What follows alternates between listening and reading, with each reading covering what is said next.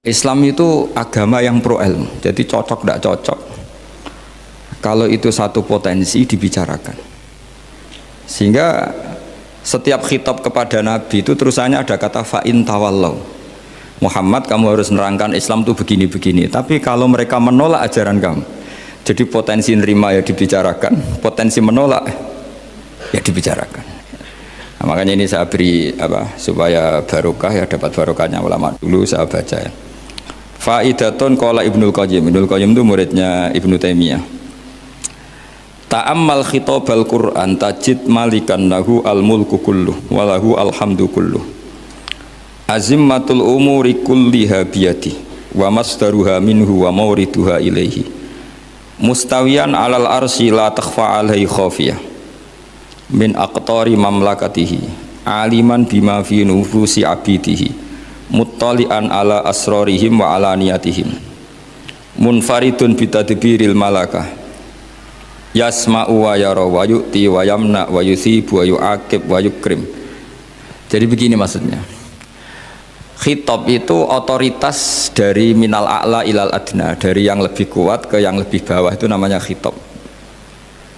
Kemudian harusnya kita semua sebagai manusia itu sebenarnya orang yang tidak sah memberi khitab, memberi perintah. Karena kita sendiri tidak berstatus khalik, pencipta. Jadi misalnya gini, saya janji sama sampean besok datang ke saya, kamu tak kasih uang. Besok saja saya tidak mesti hidup. Jadi janji itu sudah salah, besok saja saya tidak mesti hidup. Kalaupun hidup saja uang saya terbakar atau dicuri orang. Maka di sini dibutuhkan otoritasi khitab, harus diberikan zat yang punya otoritas penuh, yaitu zat yang nggak akan mati, yang nggak akan lumpuh, yang nggak akan mengalami satu gangguan sosial. Sebab itu dalam pandangan ulama tafsir itu punya akibat, saya ulang lagi, punya akibat bahwa hanya Allah yang berhak memberi khitab. Sehingga saking kerennya Allah itu bisa khitabun lil ma'dum. Ini di sini nanti ada contohnya. Sesuatu yang nggak ada kemudian Allah bilang kun menjadi ada. Sehingga Allah itu nggak bisa dibantah, nggak bisa ditentang, karena bisa apa saja. Karena asbabul qudrah adalah al-khalqu. Kalau dalam ilmu tafsir, kalau sampean dalam ilmu manusia kan gini, sebabnya melihat itu mata. Kalau dalam ilmu tafsir enggak, yang bisa menjadikan Anda melihat itu menciptakan. Saya ulang lagi ya, jadi kalau dalam ilmu tafsir, asbabur ru'yah itu al-khalqu, bukan al-basar. Kalau kamu melihat karena mata, berarti setelah jauh tidak bisa melihat, atau setelah tertutupi tidak bisa melihat. Tapi kalau kamu mengetahuinya karena menciptakan, maka kapan saja bisa melihat. Misalnya gini, saya punya emas 1 gram, kecil sekali 1 gram, saya tanam di dalam Monas, kedalamannya 1 meter. Mbok saya sudah di Jogja, saya tetap tahu bahwa di Monas kedalaman 1 meter ada emas 1 gram. Kenapa? Karena saya yang menciptakan, yang mengatur itu semua. Sehingga setelah saya di Jogja, setelah saya di mana-mana tahu bahwa di Monas itu ada emas 1 gram dalam kedalaman 1 meter. Sehingga Allah ketika mengatakan saya ini zat yang super tahu, itu kata Allah gimana? Ala ya'lamu man khalaqo. Ala ya'lamu ana ta ora ngerti sapa man wong zat khalaqa kang gawe sapa man. Masa orang yang menciptakan kemudian tidak tahu? Jadi awal tahu itu karena menciptakan. Tapi kita ini sudah lama jadi bodoh karena kita tahunya pakai mata. Sehingga kita mengatakan bagaimana orang buta bisa tahu wong dia buta. Kalau dia yang menciptakan tetap tahu. Tadi misalnya orang buta di kamar mandinya masang paku atau masang apa, dia tahu kalau di kamar mandi saya ada paku. Kenapa kok tahu? Karena yang masang saya. Nah, ini penting saya utarakan supaya nanti itu gampang analisis ayat-ayat berikutnya. Otoritas itu, otoritas khitab itu harus diciptakan dulu. Nah, baru setelah punya otoritas, saya ulang lagi, baru punya hak khitab. Nah sekarang enggak, para raja, para presiden, para dosen, para kiai itu sering melancarkan khitab, sementara dia enggak menguasai apa yang akan terjadi. Makanya Allah mengkritik kabura maktan indallahi antaqulu ma la tafalun. Itu salah besar ketika kamu seakan-akan memegang otoritas pada sesuatu yang sebenarnya kamu tuh tidak pernah melakukan, tidak pernah ikut menciptakan. Misalnya cong kowe nak nurut aku sebenarnya mesti uripmu kepenak. Otoritas itu dari siapa coba? Urip kepenak ya di luar wilayah kita, kehidupan besok juga di luar wilayah kita. Sampai kita kalau mau ke kuburan itu panduannya Nabi gimana kalau berdoa? Apa? Assalamualaikum daro qaumim mukminin wa inna insyaallahu bikum lahikun. Salam untuk kalian semua dan kita insya Allah suatu saat akan bertemu, insya Allah. Padahal mati itu adalah satu keharusan. Tapi kalau yang di kuburan itu orang mukmin, kita tidak ketemu lagi sama mereka jika kita mati kafir, karena nanti tempatnya beda. Yang satu alamatnya surga, yang satu alamatnya neraka. Maka kata ulama, kata insya Allah di situ adalah kita masih berharap mati dengan status yang sama, sehingga bisa ketemu. Jadi itu artinya gini, di selain Allah itu bilang janji, bilang khitab itu nggak sah. Dulu kan Nabi Muhammad SAW itu saking yakinnya setiap problem itu ada malaikat Jibril datang, saking yakinnya. Suatu saat ada orang Yahudi tanya, Muhammad kalau kamu Nabi betul, beritahu kami tentang Dzulqarnain, beritahu kami tentang Ruh, beritahu kami tentang Luqman Al-Hakim. Nabi karena reputasi hariannya dipandu Jibril bilang, ya sudah besok datang lagi ke sini tak jawab. Ternyata Jibril nggak datang, padahal semua ditunggu lama nggak datang sampai ratusan. Padahal yang tanya orang Yahudi yang sukanya bully Nabi, lama nggak datang. Lama-lama protes, Jibril ini gimana, saya dalam keadaan tertekan malah tidak datang. Datang Jibril dengan tanda kutip nyalahkan, yaitu ada ayat wala taqulanna li syai'in inni fa'ilun dzalika ghadan illa ayasya. Jangan katakan besok bisa melakukan sesuatu tanpa mensandarkan itu semua kepada kekuasaannya Allah Subhanahu wa taala. Akhirnya semenjak itu Nabi mensyariatkan kalau kamu janji harus mengatakan insya Allah.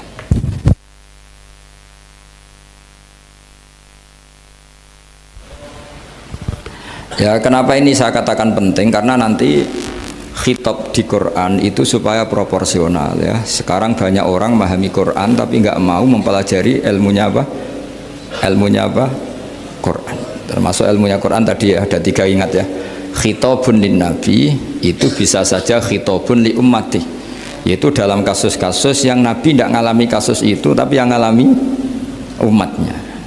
Nah, kenapa khitabnya tetap kepada Nabi? Karena yang bisa komunikasi dengan Allah itu hanya Nabi. Makanya bisa dilihat di ya ayyuhan nabiyyu itu mufrad mudzakkar.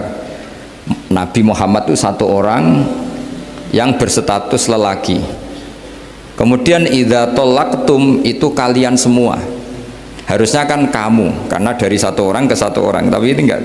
Wahai Nabi, jika kalian umatmu gitu. Jadi karena yang alami tolak itu umatnya. Terus kedua khitabun lin nabi, dan yang dimaksud itu memang Nabi, kayak sholat tahajud. Sholat tahajud itu sholat yang memang untuk Nabi. Karena tahajud yang menjadikan punya hak syafaat itu hanya Nabi. Sehingga ngendikane ulama, Nabi itu wajib tahajud, tapi kalau umatnya hanya sunat tahajud. Jadi Nabi itu termasuk ya kelebihannya sekaligus bebannya wajib apa? Tahajud. Tapi bagi umatnya sunat. Kenapa? Karena Nabi ingin sekali punya hak syafaat. Kemudian sama Allah diberi instruksi, diberi syarat wa minal laili fatahajjat bihi nafilatallak asa ayyab'atsaka rabbuka maqama mahmuda. Muhammad, kalau malam kamu harus tahajud supaya kamu nanti diberi hak syafaat. Itu kalau umatnya tahajud nggak boleh sampai diteruskan ayat-ayat sa'ayat asuka, karena kamu tidak punya hak syafaat. Disyafaati saja tidak mesti. tapi Nabi harus tahajud supaya punya hak apa? Dan perlu dicatat syafaat itu hadisnya sahih semua, di Bukhari ada, di Muslim ada. Cuma orang berlebihan cara menolak syafaat atau mengimani syafaat. Ada yang berlebihan ngimani sampai tidak pernah ngamal baik, mentang-mentang nanti dapat syafaatnya Kanjeng Nabi. Ada yang nggak percaya syafaat. Itu ya kebablasan juga, padahal itu ada di hadis sahih semua cerita syafaat. Itu khitabun Nabi, dan yang dimaksud memang Nabi. Sehingga umatnya tidak wajib tahajud, tapi Nabi wajib tahajud. Terus ketiga, khitabun lin Nabi sekaligus khitabun li ummati. Itu yang dimaksud di hadis Arba'in Nawawiyah, wa inna wa ta'ala amaral mursalin bima amaral bil mu'minin, atau dibalik amaral mu'minin bima amaral bil mursalin, dibolak-balik sama. Yaitu para nabi ya dikhitabi memakan sesuatu yang thayyibat, para orang mukmin juga kena khitab memakan sesuatu yang apa? Thayyibat. Ini sama. Jadi ya ini ada tiga berarti ya, khitabun lin nabi, tapi yang dimaksud umatnya, khitabun lin nabi yang dimaksud adalah nabi saja. Terus ketiga, khitabun lin nabi yang dimaksud plus umatnya. Nah, kajian seperti ini penting. Karena kesalahan Khawarij itu satu kelompok ekstrim yang tidak mengikuti Sayyidina Ali, juga gak mengikuti Sayyidina Muawiyah, tidak mengikuti Ali, juga gak mengikuti Muawiyah, disebut Khawarij. Khawarij itu jamaknya Kharijah, dia keluar dari pikiran ala Sayyidina Ali, juga keluar pikiran dari Muawiyah. Di sini disebut dia khurut dari kata Khawarij, serba keluar, dia tidak mengikuti sana, tidak mengikuti sini, akhirnya disebut Khawarij. Nah, Khawarij itu orang yang berpikir sesuai kritik yang dilakukan Quran, tapi mereka lupa bahwa yang punya otoritas kritik itu Allah. Karena yang kalau boleh sama-sama terganggu, kerajaannya itu hanya Allah. Gini saya beri contoh ya, yang punya hak ketika sepeda motor saya kamu pakai, yang punya hak menentukan itu gasap apa pinjam itu saya apa orang lain? Saya. Ketika yang pakai gak pamit itu teman akrab saya atau anak saya atau orang yang saya ridhoi, itu namanya gasap apa pinjem gak pamit? Ya udah, ini harus jelas. Tadi pagi saya ngaji direktorat, saya bilang di fikih itu ada istilah ulima ridhohu, sesuatu tidak pamit formal tapi sudah diketahui ridhonya. Makanya di fikih ada bab namanya mu'atoh, tadi pagi saya terangkan ya. Di perdebatan fikih itu ada bab namanya apa? Mu'atoh dari kata ato yu'ati, mu'atotan, saling transaksi yang non verbal tapi maklum. Ya seperti kalau kamu marung itu contohnya, kalau kamu marung di kantin terus makan gedang goreng, itu nyuri apa beli? Coba jawab saja. Kalau dikatakan beli kamu belum bayar, kalau dikatakan nyuri terang-terangan. Coba kalau mbak-mbak milih mana, itu nyuri apa beli? Kalau beli belum bayar, kalau nyuri kok terang-terangan ya. Nggak nyuri apa beli?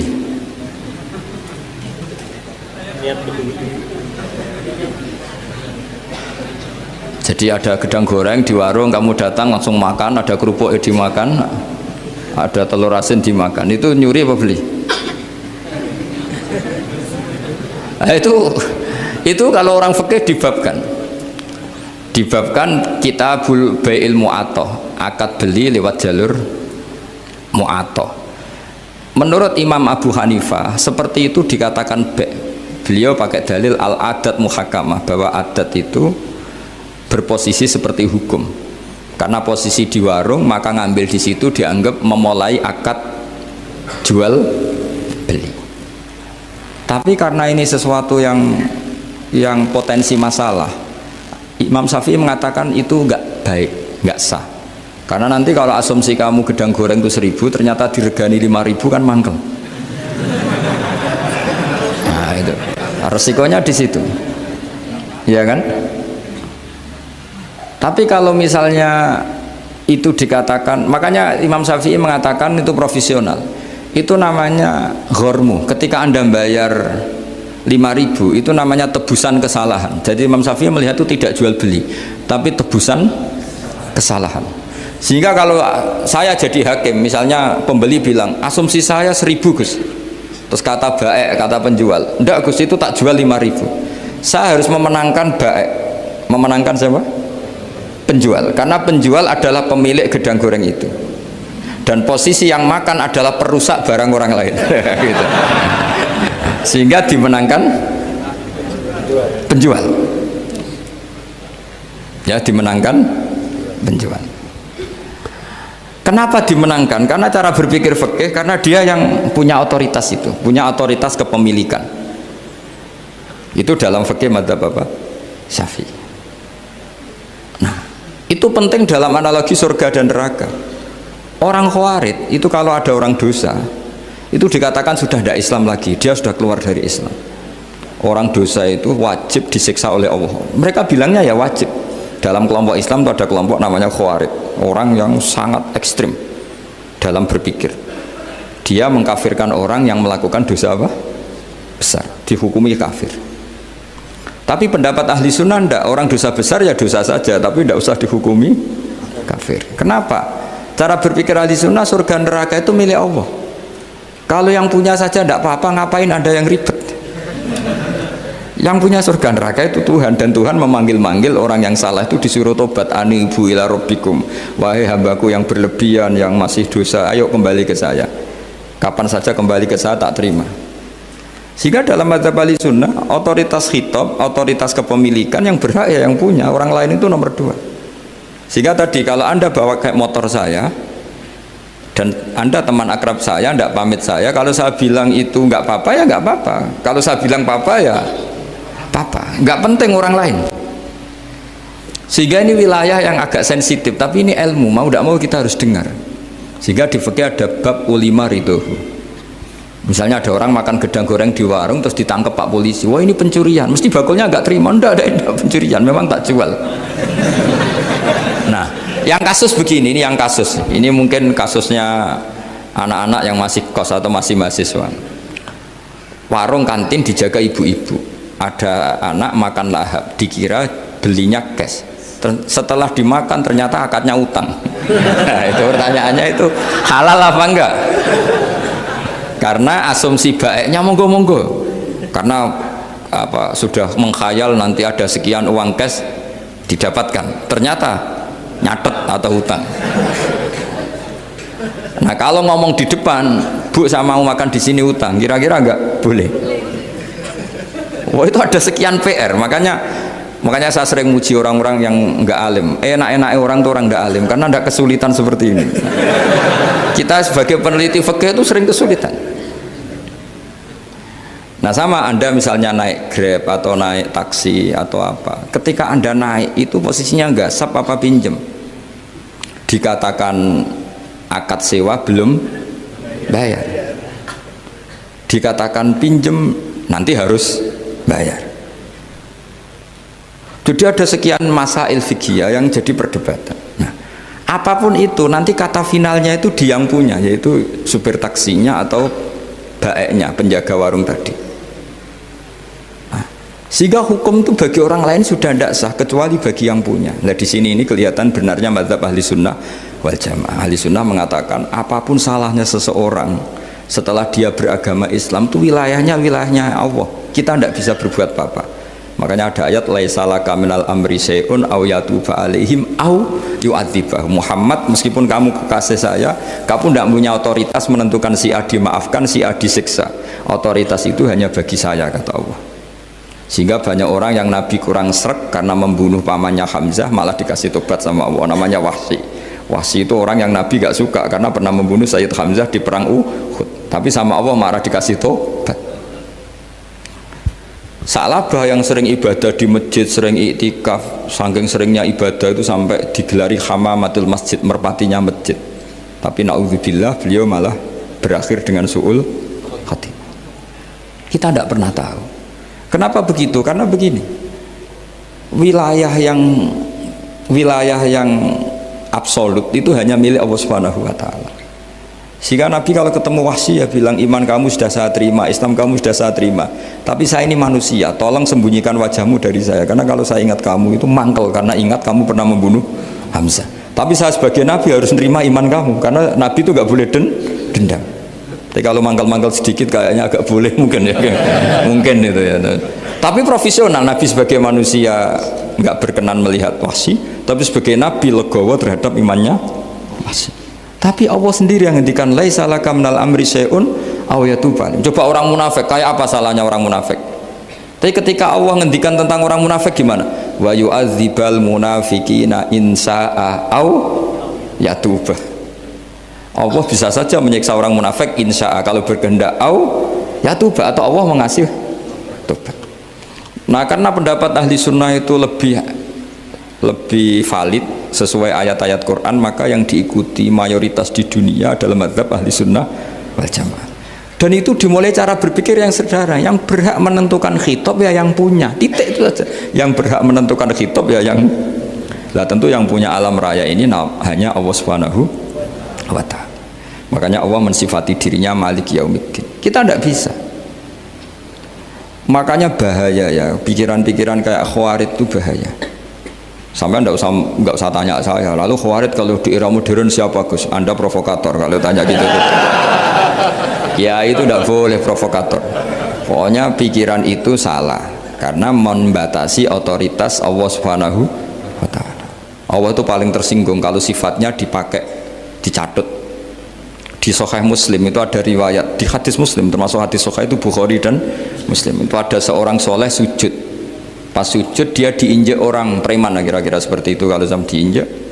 Terus si yang sujud tadi bilang gini, wawahi, ada kata wawahi la yaghfiru wahu laka, demi Allah, Allah tidak akan maafkan kamu. Saat itu juga Allah ngasih wahyu kepada Nabi di zaman itu, bilang ke yang sujud, pahala sujud tak cabut, dia tidak punya pahala, dan yang menginjek dosanya tak ampuni. Terus Nabinya tanya, kenapa ya Allah? Saya tersinggung, kata Allah, hanya disetatuskan nggak bisa memaafkan. Padahal wa anal ghafir wa anal akhid bidzunub, saya adalah zat yang bisa maafkan, bisa nyiksa. Kenapa status saya tinggal satu? Allah kan bisa kan, walillahi mulkus samawati wal ardh yaghfiru liman yasha wa yu'adzibu man yasha. Tapi si yang sujud tadi menstatuskan Allah hanya satu, yaitu yu'adzib, menyiksa. Itu kata Allah, kok enak, saya ini Tuhan, bisa menyiksa, bisa mengampuni, kenapa status saya jadi satu? Kamu kan mesti gak terima. Status kamu dihilangkan satu, terima gak kamu? Gak terima. Sebagai suami kamu tetap punya dua status, bisa meneruskan nikah, bisa menceraikan. Coba status kamu tak ambil satu, gak boleh menceraikan. Istri kamu gendut, walek, cerewet. Wah, posengnya bukan main itu. Sama mbak-mbak juga sama. Sebagai istri harus nurut sama suami gini-gini, tapi juga punya hak rafa, hak mengajukan gugatan cerai jika suaminya tidak jelas. Mau nggak dicabut status hak rafa? Nggak mau. Kalau punya suami suwelek, jelek, senangnya goda perempuan lain, itu kan. Nah, Allah itu punya status bisa memaafkan, juga punya status bisa menyiksa. Terus orang-orang yang sok soleh dengan tanda kutip itu kadang-kadang inginnya Allah tuh nyiksa terus sama musuhnya. Kalau sama dia memaafkan terus. Terus corong Jawa kan, aku mbahmu tapi kan gitu kira-kira. Kok enak gitu. Nah, jadi ya sudah seperti itu. Lagi-lagi kata kuncinya apa? Beri otoritas itu hanya kepada Allah Subhanahu wa ta'ala, karena dia adalah pemilik otoritas sejati. Sehingga zaman Nabi siapa saja itu ya mungkin orang kayak apa dulu, Khalid bin Walid, perang Uhud kalah, itu panglimanya orang kafir zaman itu siapa? Khalid bin Walid. Dan dia melakukan pembunuhan masif zaman itu, tapi dia dikasih tobat, namanya Khalid bin Walid. Tapi Sa'labah yang tukang di masjid kadang berakhir seperti itu. Ya sudah, akhirnya kita mau tidak mau ya sudah introspeksi. Sampai sesoleh apapun kita selalu diajarkan doa, ya muqallibal qulub tsabbit qalbi ala dini. Karena kayak apa kalau hati kita dibolak-balik? Karena cara berpikir tentang Islam dan tentang ateis atau tentang kekafiran itu mirip satu visi. Makanya hati-hati mahasiswa, karena senangnya berpikir sendiri. Ada ngelantur kemana-mana. Saya beri contoh. Sampai kalau sekarang masih miskin, berbahagialah. Karena miskin itu mudah jadi orang dermawan. Kalau orang sudah kaya itu ribet. Coba misalnya sampean jadi santri saya, tak contohkan. Biasanya santri kalau sama kiainya akan loyal. Kamu miskin punya ayam 2, tak minta 1 boleh enggak? Boleh, padahal itu 50%. Ya, terus punya uang 100.000, tak minta 50.000, kira-kira boleh enggak? Boleh, padahal itu 50%. Tapi kalau kamu kaya, punya uang 1 miliar, tak minta 500 juta, boleh enggak kira-kira? Padahal itu berapa? 50%. Gampang mana dermanya orang kaya sama orang miskin untuk mengamal 50. Itu mahasiswa yang masih miskin-miskin, uangnya hanya 100.000, traktir temannya habis nggak masalah, padahal itu berarti 100%. Uangnya 50.000 diminta temannya dikasihkan semua, padahal itu aset satu-satunya. Nah, salaba itu cara berpikir gitu sehingga Allah tersinggung. Saya beri contoh ya, salaba itu singkat cerita kan kalau habis jamaah salam langsung lari pulang. Terus ditanya sama Nabi, kenapa kamu kesusu pulang gitu? Istri saya di rumah masih belum pakai baju karena gantian sama saya. Saking miskinnya tuh baju itu gantian. Sama nggak usah bayangkan lalu di rumah telanjang kayak apa, berarti kamu porno. Kamu porno berarti tidak boleh. Pokoknya ceritanya seperti itu, tidak usah lari, gantian pakai itu. Singkat cerita, ya Rasulullah, buat saya ini didoakan kaya. Sampai 3 kali Nabi bilang bisa saja miskin itu lebih baik bagi kamu. Lama-lama sampai memaksa Nabi, akhirnya Nabi berdoa. Terus beliau kaya, dan Salabah agak salah, dia nggak minta paket kaya barokah tapi mintanya kaya saja, diturutin kaya. Pertama punya kambing di pegunungan ya, kalau di Arab itu kan kambing diletakkan di Jabalen, Mabinal Jabalen, di antara 2 lembah itu 40 sampai 80 sampai 4.000. Singkat cerita ketika 40 Nabi sudah memerintahkan sahabat diminta zakat. Berarti kalau 40 itu 1, kalau 80 kira-kira 2. Ya sudah gitu. Sebetulnya ketika 40 kalong 1 terkurangi 1 zakat itu kan ringan karena masih 39. Ya kayak tadi kamu punya uang 1 juta, jangan 1 juta, 500.000 sudah agak berat kamu. Tidak, gini saja, tak beri contoh betapa mudahnya dermawan bagi orang miskin. 1 juta itu kan zakatnya berapa? 25.000 ya. Rubul usyur kalau dalam bahasa Arab itu berapa? Kalau bahasa kampus kan berapa? 2%, 2,5 ya, 2,5. Itu bahasa keliru sebetulnya. Sama ikut saya saja. Saya itu berkali-kali saya pernah garap matematika, cepet-cepetan mbak pakar matematika itu mesti cepet saya. Karena saya ini agak bedui. Orang bedui itu cara berpikir itu lebih gampang. Jadi kalau orang Arab, tak ajarin matematika Arab ya, itu nggak ada porogapit. Jadi begini cara berpikir orang Arab itu berpikir bertahap. Ya kalau 2,5 itu kalau orang Arab bilang rubul usyur apa? Rubul usyur, 1/4 dari 1/10. Jadi kalau orang Arab berpikir bertahap. Jadi misalnya 1 juta, 1/10-nya berapa? 100.000. Terus 1/4-nya berapa? 25.000. Jadi disebut rubul usyur, 1/4 dari 1/10. Jadi 1 miliar, cari 1/10-nya dulu 100 juta. Terus 1/4-nya, sehingga nggak usah porogapit ruwet. Jadi orang Arab kalau bilang 1/10 sama 1/20 itu tidak bisa, karena nanti tidak porogapit. Orang Arab bilang al usyur atau nisful usyur. Misalnya zakatnya apa itu zuru, berarti 100, 1/10-nya berapa? 10. Terus orang Arab kalau misalnya pertanian kamu biayai zakatnya 1/20, orang Arab bilang bukan 1/20, nisful usyur. Berarti berapa? 100, usurnya 10, separuhnya 1/10, berarti 5. Lah 5 ini bahasa kamu apa? 1/20. Ya, bahasa orang kampus 5 kan 1/20. Kalau 10 1/10. Kalau orang Arab bilang apa? Usyur atau nisful, kan gampang gitu. Ya saya ulang lagi ya, berarti kalau 1/10-nya 1 juta, usurnya berapa? 100, nisful usur 50. Ya, gampang mana matematika Arab sama matematika ini sama? Daripada sama nggak porogaf betul pusing saya lihat itu. Ya sudah gitu aja, pokoknya diusurkan semua. Orang Arab kalau bilang tuh diusurkan semua, berarti 1 juta. Misalnya zakat mal kan 2,5, berarti 1 juta usur dulu, berarti 100.000.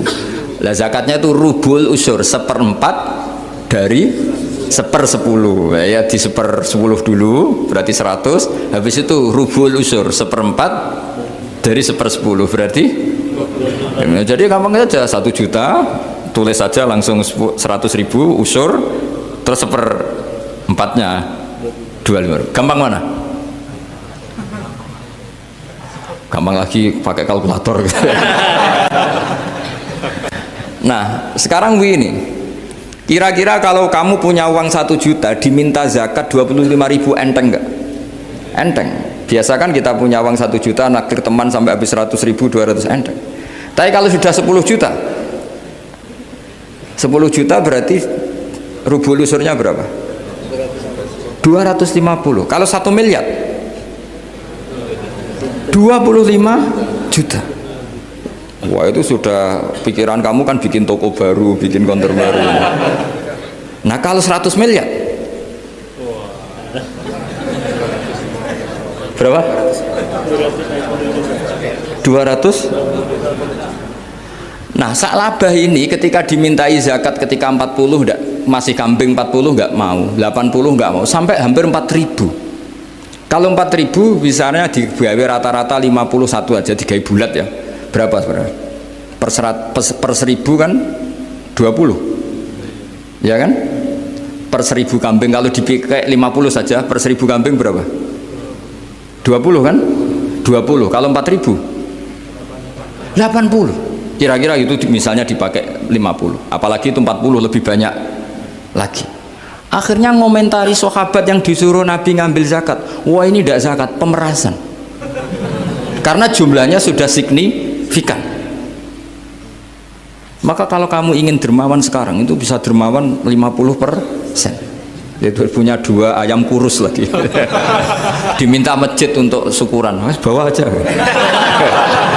Punya kambing kurus 2. Kata kamu hanya itu, ada panitia masjid minta sumbangan, kasih aja 1, sudah ngamal 50%. Tapi kalau punya sapi limusin 2 yang per 1 harganya 70 juta, kalau diminta 1 kan nilainya tetap 50%. Gampang mana orang miskin sama orang kaya ngamal? Orang miskin. Terus kedua hebatnya orang miskin itu kalau ngamal itu dramatis. Betul itu. Jadi makanya kenapa Nabi suka orang miskin. Loh, saya pernah ditanya, saya ini punya teman yang kaya raya, dia biasa ngamal 1 miliar 2 miliar. Dia nggak terima sama fatwa saya, Gus kenapa Anda masih muji orang miskin, ngamalnya tuh banyak. Saya sekali ngamal bisa 1 miliar, setengah miliar. Tapi kata saya, ngamal kamu itu tidak dramatis, nggak seru kata saya. Terus dia tanya, kok bisa Gus? Dia orang kaya, paling ngamal 1 miliar untuk bangun masjid, 1 miliar, setengah miliar bangun pondok, setengah miliar. Tapi kalau orang miskin, misalnya tukang becak, orang miskin kan pasti kawannya orang miskin. Kan nggak mungkin orang miskin utang Abu Rizal Bakri, utang Yusuf Kala, kan nggak mungkin. Kenal saja ndak. Orang miskin kan utangnya sesama orang miskin. Itu pasti itu kan hukum sosial itu. Nah ternyata itu apa? Hari itu anaknya ndak makan, hari itu istrinya mau kelahiran. Utang sesama miskin, diutangi 50.000. Tapi uang ini dramatis, kalau hari itu nggak makan mati. Artinya apa? Ada orang amal 1 miliar untuk bangunan, kadang aksesoris, yang satu ngutangi 50.000 tapi taruhannya nyawa. Nah sekarang menyelamatkan nyawa sama bangunan keren mana? Maka berbahagialah orang miskin, karena komunitas mereka ini utang piutang urusan apa? Nyawa. Jadi ini lebih dramatis ya, lebih dramatis, lebih keren. Makanya utang piutang orang miskin itu paling diabadikan Quran karena lebih keren, lebih keren. Karena nyawa apa? Loh saya ini kan termasuk kecil sudah kiai agak keren, sudah kiai agak mapan. Itu kalau orang-orang kaya nawarin saya paling Gus nggak ganti mobil, nggak ganti aksesoris mobil itu nggak keren. Al-Nadikan tetap ngamal pun nggak keren. Tapi kalau orang miskin, saya sering kan dengar cerita mereka orang itu ngeri. Kayak cerita yang diabadikan Quran itu, wa yu'thiruna ala anfusihim walau kana bihim khassasah. Itu Nabi ngumumkan saya punya tamu tapi hari ini saya tidak bisa hormat tamu. Ada sahabat yang usul, saya ya Rasulullah, perlu dicatat dulu di Arab tuh nggak ada warung, nggak ada GoFood, nggak bisa kamu pesen online terus, wah nih nanti delivery gitu nggak bisa. Nah terus akhirnya datang ke rumahnya, datang istri saya ada makanan tidak ada hanya untuk jatahnya bayi. Terus ya sudah, bayinya kamu tidurkan supaya jatah itu dimakan tamunya Rasulullah. Tapi kan jatahnya orang satu, tamunya kan malu kalau nggak ada yang nemanin. Terus ya sudah, lampunya dimatiin, pura-pura kamu nemanin. Bos yang satu ya ada piring sama sendok pura-pura nemanin, yang satu makan betul. Itu diabadikan Quran. Karena apa? Dramatis gitu. Sehingga pagi-pagi dia datang ke Nabi, kamu punya amal apa? Sehingga tadi malam ada ayat wa yu'thiruna ala anfusihim walau kana bihim khasasa. Mereka mengalahkan kepentingan dirinya sendiri meskipun punya kepentingan sendiri demi tamu tadi. Terus cerita dia, kita tamu tadi malam ya Rasulullah, yang saya sanggup menghormat, sebenarnya saya tidak punya apa-apa, hanya jatah bayi. Itu aja dramatis, bayinya ditidurin dulu, tapi tidak disuntik ganja, tidak ditidurin. Ditidurin biasa nanti kan, ditidurin biasa. Terus suami saya pura-pura nemani, lampu dimatikan. Nah mungkin tamunya saking laparnya gak penting mikir itu, yang penting makan aja. Jadi maka sebetulnya orang-orang miskin itu tidak usah hiru, wah itu orang kaya bisa ngamal masjid 1 miliar 2 miliar. Tetap ngamalnya ini sesuatu yang tidak mendesak. Tapi sesama orang miskin, kalau temannya minta tolong itu mesti dramatis. Istri mau kelahiran, kematian, kelaparan, pokoknya yang diselamatkan itu seru semua. Artinya gini ya, kalau miskin ya nikmati saja, itu ada peluang untuk menyalip pahalanya orang-orang. Tapi yang kaya ya tetap kaya. Kalau semuanya miskin, nanti yang miskin kerja di mana kalau semuanya miskin? Ya kembali ke tadi, ke ilmu khitab. Kalau ini tidak dipelajari, maka orang khawarid ini megang otoritas. Tidak bisa. Mereka nggak menguasai pintu surga maupun pintu neraka, nggak bisa. Mereka dengan seenaknya, tobatnya orang yang pernah gini nggak diterima. Tidak bisa. Wilayah yang nerima tidak itu wilayahnya Allah Subhanahu wa Ta'ala. Sehingga kita tetap berpendapat sesuai eksplisit yang ada di Quran. Walillahi mulkus samawati wal ardi, apa? Yaghfiru liman yasha wa yu'adzibu man yasha. Sehingga nggak boleh kita pegang otoritas agama, nggak boleh. Kita hanya bisa menjelaskan. Kalau pegang nggak boleh.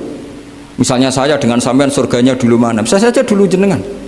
Kok bisa Gus? Iya kan? Mungkin wah keren ngaji tawaduk mau. Mungkin saya dari bab tawaduk keren sampean. Di bawah saya di atas, di bab tawaduk keren sampean. Sehingga kalau surga kok jalurnya tawaduk mesti dulu sampean. Karena sampean di bawah saya di atas. Tapi saya nanti protes sama Allah. Protesnya gini, posisi saya diperintah ya. Gayanya mereka duduk di bawah, tapi merintahkan saya supaya mau mengajar. Jadi nggak ada sopan-sopannya karena mereka merintah kia. Ya. Ya terutama di PPAI ya, Pak. Oh itu nggak sopan sekali kan merintah. Sehingga kalau yang dipandang, makanya masyhur itu kan, ada wali itu yang satu jadi wali karena sholat di shaf awal, keren kan, shaf awal fadilahnya utamanya kan luar biasa. Yang satu kalau sholat itu di belakang terus, tapi juga jadi wali. Yang depan agak protes, ya Allah kenapa ini jadi wali padahal sholatnya di belakang. Jawabannya lucu yang di belakang. Kenapa? Saya itu malu, saya ini masih banyak dosa, banyak salah, kok di depan kok kayak suci sendiri aja. Jadi kalau kamu sowan sama raja atau sama kiai, yang paling depan itu kan yang kepedean, dia milih yang belakang jadi sopan aja, nggak terlalu deket gitu. Orang itu tidak pernah tahu, kadang-kadang Allah itu kita tidak pernah tahu. Andai kan boleh dibahasakan, kita tidak pernah tahu cara berpikir Tuhan. Jadi Allah itu zat yang mau, ya itu tadi otoritasnya penuh. Makanya saya pernah cerita di mana-mana, di kitab-kitab yang saya baca itu ada 2 orang yang ahli neraka, sudah di neraka. Ini sekaligus ijazah, saya ulang lagi sekaligus ijazah, bisa dipraktekkan nanti itu. Setelah itu 2 orang ini dipanggil ke surga sama Allah. Allah itu tanyanya ya aneh, enak di neraka? Ya udah enak di neraka. Ya gak enak di neraka, kok ditanya enak enggak ya gak enak. Ya sudah kembali lagi ke neraka, lari kencang-kencang, lari menuju neraka. Lari sama Allah dipanggil lagi, loh kenapa kamu semangat? Ya Allah, saya ini kapok, saya ini trauma. Dulu ketika engkau perintah, saya ini lelet sekali, disuruh sholat lelet, disuruh zakat lelet. Maka ini jenengan perintah saya semangat supaya nggak ngulang kesalahan yang sama. Akhirnya sama dipanggil, ya sudah di surga aja, di surga. Karena semangat lari menuju neraka. Maka ini ijazah nanti kalau di mahsyar ya, ya kamu dipanggil, ayo masuk neraka, harus apa? Semangat, semangat, harus semangat. Oke Gusti, semangat. Lah repotnya kalau nggak dipanggil lagi. Akhirnya barokahnya semangat itu dia di surga. Kita tidak pernah tahu cara berpikir Tuhan, nanti kan boleh dibahasakan seperti itu. Yang satu, ayo kembali lagi ke neraka, tolah itu, jalan noleh lagi, sampai itu gak semangat noleh lagi. Terus ditanya sama, kenapa kamu tolah gitu? Saya tidak pernah ngira ya Allah, ketika engkau panggil di surga, kemudian engkau kembalikan lagi ke neraka. Ya sudah, kamu di surga saja. Barokahnya husnudzon.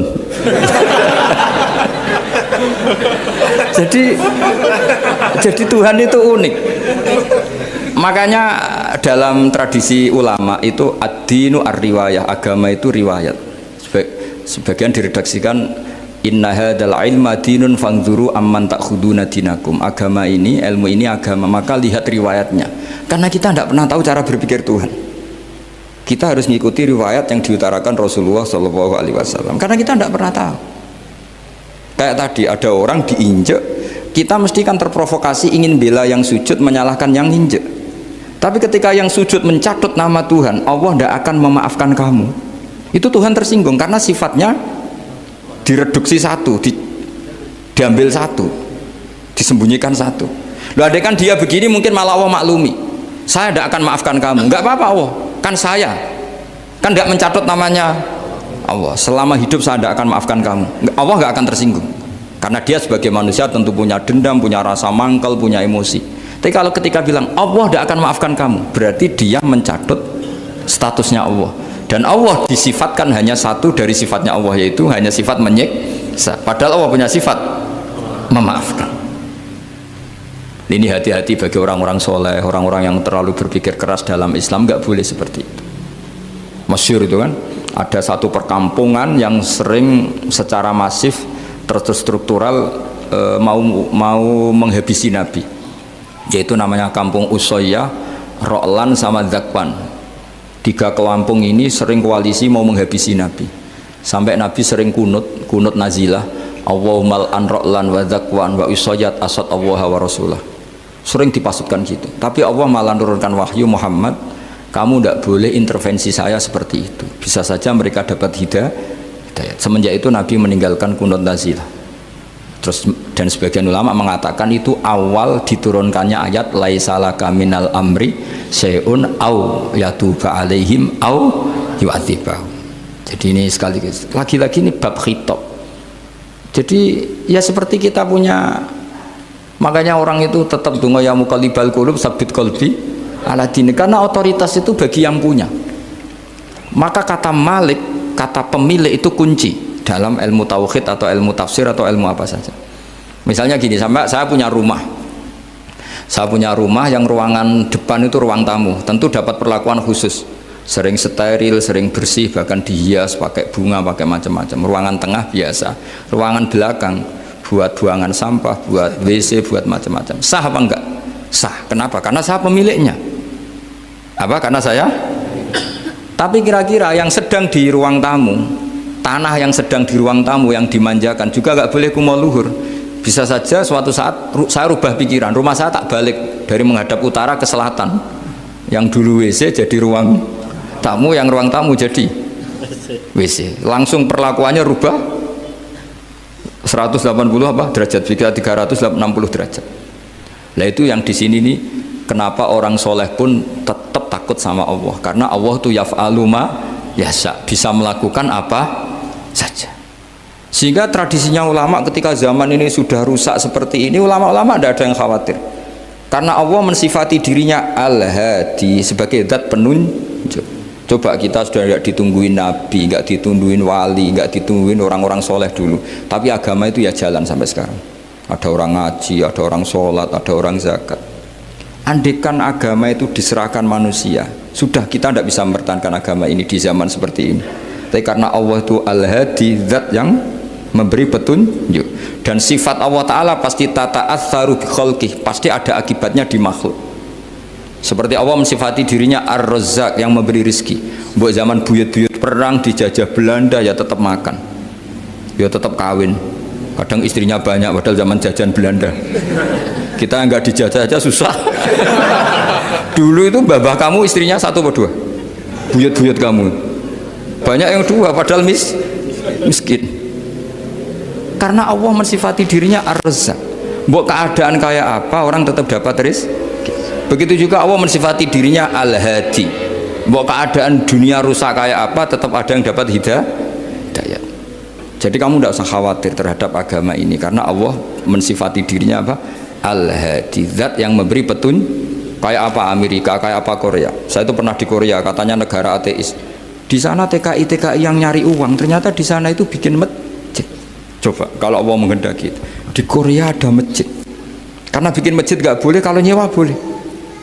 Jadi Korea itu ada satu aturan kayak di Jepang, kayak di umumnya negara maju.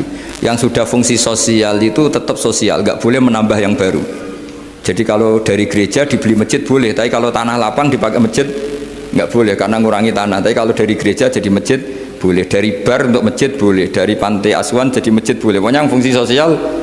Saya pernah ngaji di masjid itu bawahnya bar, atasnya gereja, atasnya lagi masjid. Kadang ya balik masjid dulu, bar, baru gereja. Karena memang yang sudah kawasan sosial ya kawasan publik ya untuk publik. Kita tidak pernah mengira kalau di sana ada tauhid. Tapi Allah itu Al-Hadi, apa? Allah itu Al-Hadi. Sehingga ya delala ada orang Indonesia kerja di sana, terus nuraninya tersiksa kalau tidak ada tempat sujud. Akhirnya mereka urunan bikin masjid. Itu banyak yang santri saya sering ngaji saya.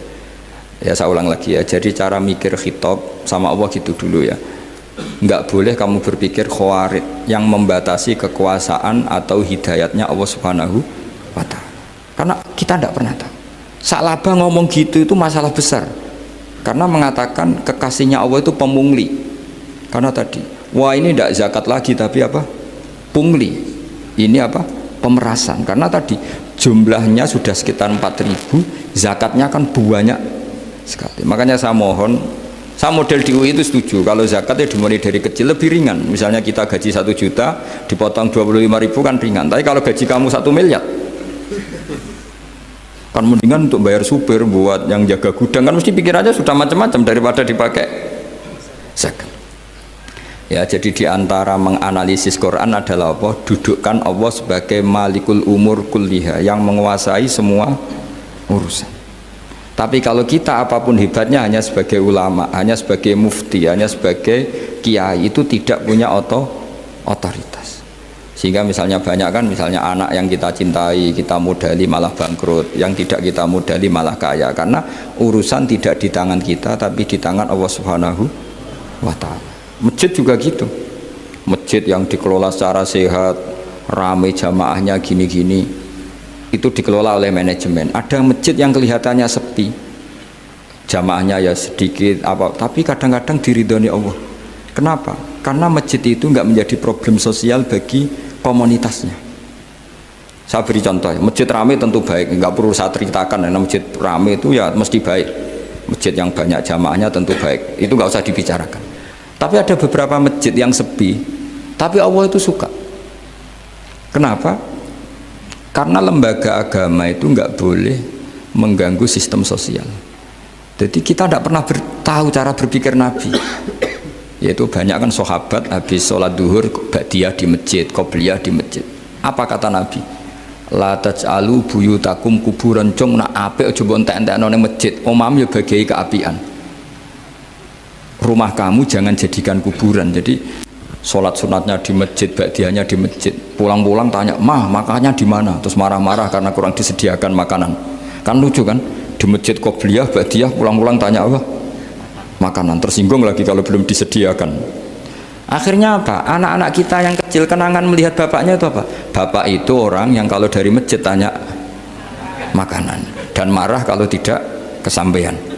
Coba kalau kamu datang dari masjid sholat, kenangan anak kamu apa? Bapak itu orang yang kalau datang dari pergi sholat. Sehingga kenangan anak-anak kita ini melihat kita sholat sujud di rumah. Sehingga Nabi membahasakan apa? Jangan jadikan rumah kamu sebagai kuburan, kasih jatah sholat. Sehingga ulama mengatakan jamaah itu paling baik itu di masjid untuk jamaah fardu. Untuk sholat sunat beberapa malah sebaiknya di rumah. Sehingga saya ini sebagai kiai ya sering bingung. Bingungnya kadang ada orang terlalu overacting, ingin masjidnya ramai sehat. Yang satu enggak. Saya ini sering dipamiti. Ya saya akhirnya bingung. Bingungnya ya barokahnya ngalim itu bingung, kalau nggak ngalim malah nggak bingung. Karena ya sudah harus gitu. Sampai tak beritahu ya. Nabi awal ngendikan itu ju'ilat lanal ardu kulluha masjidan. Semua tanah Allah itu hakikatnya masjid. Apalagi ini rumah kita. Anak kita biar menyaksikan saat kita sujud, saat kita baca Quran, saat kita ngaji. Kalau semua ini di masjid, kemudian Anda di rumah taunya makanan, menuntut ngopi, menuntut kenangan di keluarga kita kurang baik. Makanya Nabi membahasakan apa? La taj'alu buyutakum kuburon. Jangan jadikan rumah kamu sebagai kuburan. Apalagi ada pepatah lagi, al ummu madrasatul ula, ibu adalah madrasah pertama.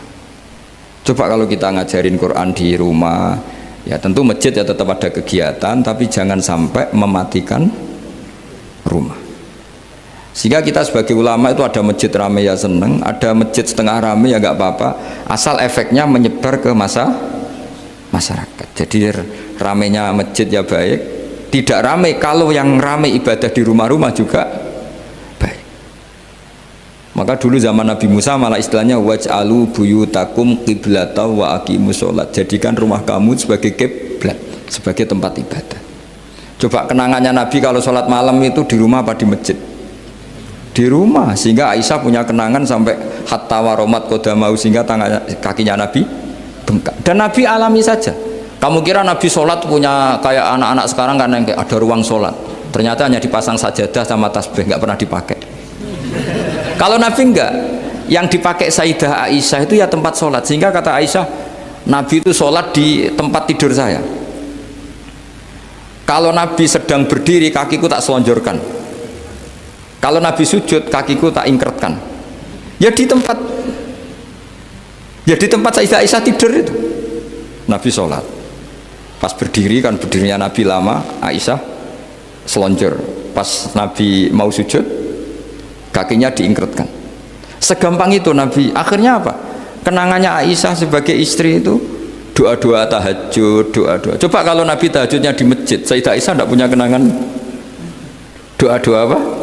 Tahajud. Sehingga kita harus ngikuti ngaji. Kalau nuruti teori ya sholat itu ibadah, sebaiknya kalau ibadah ya di tempat ibadah. Tidak seperti itu cara pandang. Kata Nabi, semua buminya Allah adalah saksi kita ketika ketemu Allah. Semakin saksi itu banyak, maka semakin baik. Maka kalau sholat sunat, kesunatannya itu pindah-pindah tempat. Tapi ya jangan terlalu habis di sini terus pakai mobil ke sana gitu. Iya, kalau pas di perempatan ada orang cantik nggak jadi diterusin nanti. Tapi ini sama saya cerita ya, jadi di antara mengkaji Quran itu mengkaji cara Allah membuat khitab. Dan yang kunci semua adalah Allah adalah zat sing otoritatif, malikul umurikul dia, pengendali dari semua. Maka kalau nyifati Allah ya tetap yaghfiru liman yasha wa yu'adzibu may yasha. Jangan pernah mengambil otoritasnya Allah Subhanahu wa taala. Sekian, assalamualaikum warahmatullahi wabarakatuh.